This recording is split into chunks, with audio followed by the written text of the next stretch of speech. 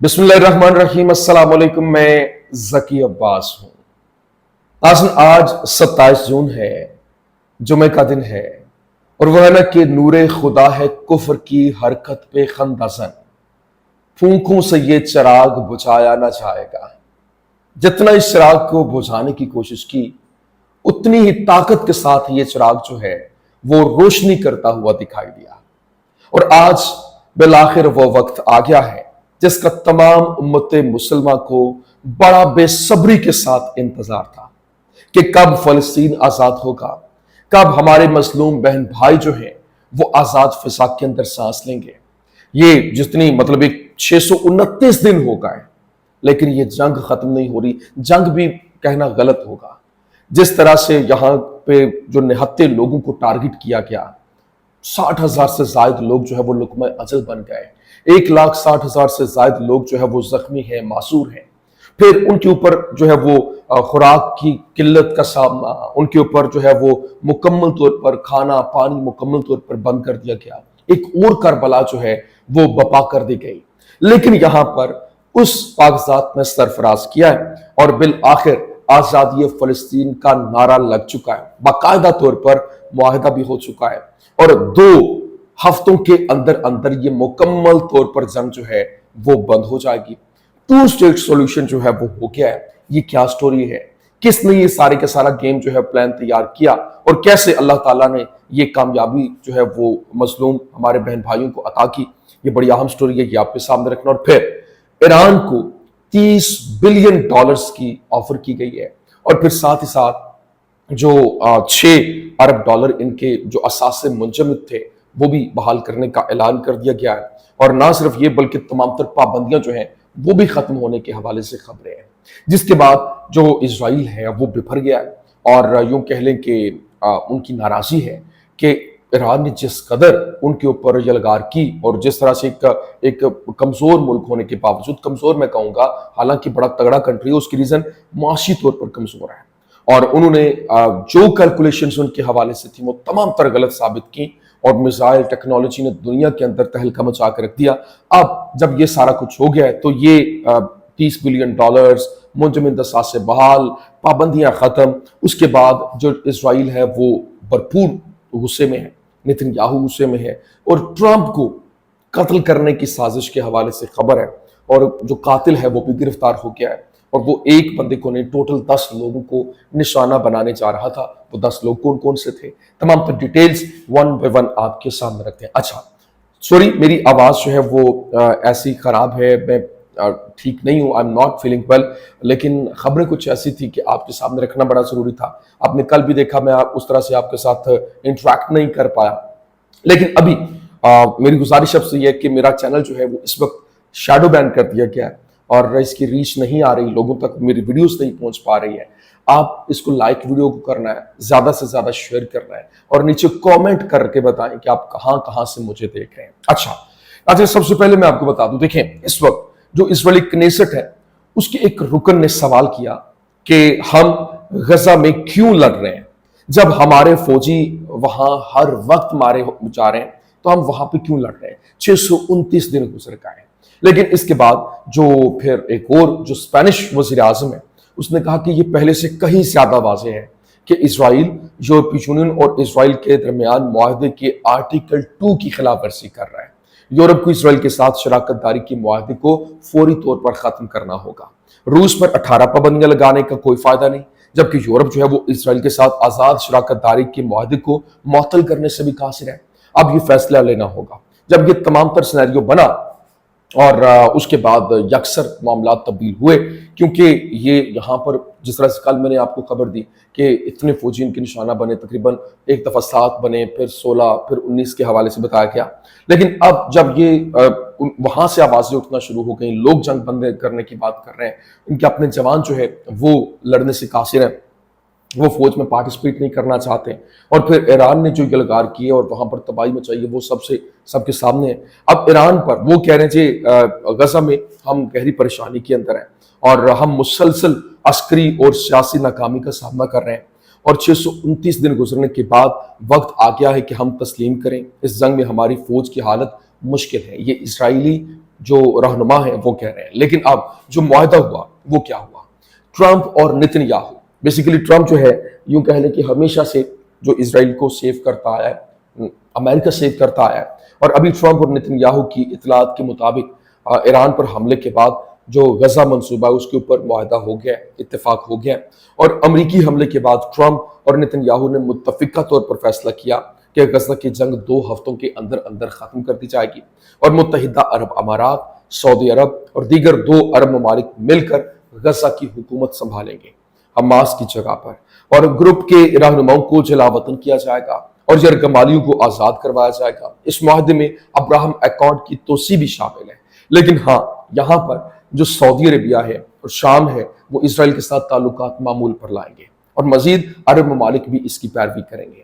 اب باقاعدہ طور پر کیونکہ جو سعودی عربیہ ہے اس نے اپنی ڈیمانڈ یہ رکھی تھی کہ اگر فلسطین کی ریاست جو ہے وہ ڈکلیئر کر دی جاتی ہے، اس کو آزاد ریاست جو ہے وہ ڈکلیئر کر دی جاتا ہے، تو وہ اسرائیل کو تسلیم کر لے گا. تب تک اسرائیل کو تسلیم نہیں کرے گا جب تک یہ 2 اسٹیٹ سولوشن نہیں ہو جاتا. اب اسرائیل مشروط 2 ریاستی حل کی حمایت کر رہا ہے، اور امریکہ مغربی کنارے کے اندر، ویسٹ بینک کے اندر کچھ حصوں کے اوپر اسرائیلی خود مختاری جو ہے اس کو بھی تسلیم کرے گا. لیکن یہاں پر ابھی یہ ایک بہت بڑی خبر تھی، میں نے کہا یہ میں آپ کے سامنے رکھ دوں. اللہ تعالیٰ جو اس معاہدے کو پایہ تکمیل تک پہنچائے، اور یقینی طور پر یہ اب ان کو بھی معلوم ہے کہ یہ ان کے لیے وبال جان بن چکا ہے، یہ ان کے گلے کی ہڈی بن چکا ہے جسے نہ تو وہ نگل پا رہے ہیں نہ اگل پا رہے ہیں.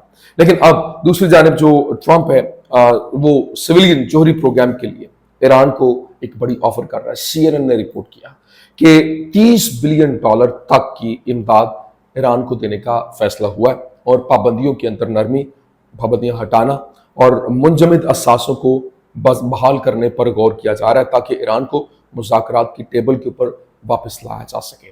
اب مبینہ طور پر ٹرمپ انتظامیہ ایران کو سویلین توانائی پیدا کرنے والے جوہری پروگرام کی تعمیر کے لیے $30 بلین فراہم کرنے کے امکان پر بات کر رہی ہے، اور وہ ایران کے ساتھ تناؤ کو کم کرنے کے منصوبے کے تحت پابندیوں میں نرمی کرنے اور اربوں ڈالر کے محدود ایرانی فنڈز کو جو آزاد کرنے کے لیے بھی، بحال کرنے کے لیے بھی تیار ہے. جب یہ پلان ہوتا ہے اس کے بعد جو یوں کہہ لیں کہ اسرائیل میں ایک غصے کی لہر دھڑ جاتی ہے. کیوں؟ کیونکہ اسرائیل وہ پلان کچھ اور کیے بیٹھا تھا، اس کے ساتھ جو معاملہ ہوا وہ کسی سے ڈکا چھپا نہیں ہے.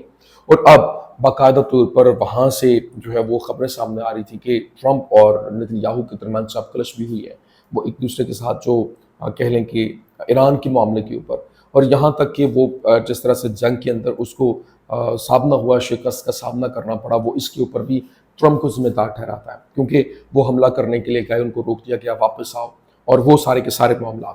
لیکن اب جو ایریزونا جو یہ جو اسٹیٹ کا وہاں پر امریکن اسٹیٹ ہے، وہاں پر ایک عیسائی پادری کو سلیب پر چڑھانے اور اس کے سر پر کانٹوں کا تاج رکھنے کے بعد گردن میں عبرانی ٹیٹو والے 51 سالہ یہودی کو گرفتار بھی کیا گیا ہے. اور ایڈم کرسٹوفر شیف نے 10 ریاستوں میں 14 عیسائی جو رہنماؤں کو رسمی طور پر قتل کرنے کا جو اعتراف بھی کیا، اور منصوبہ بندی بھی ہو رہی تھی.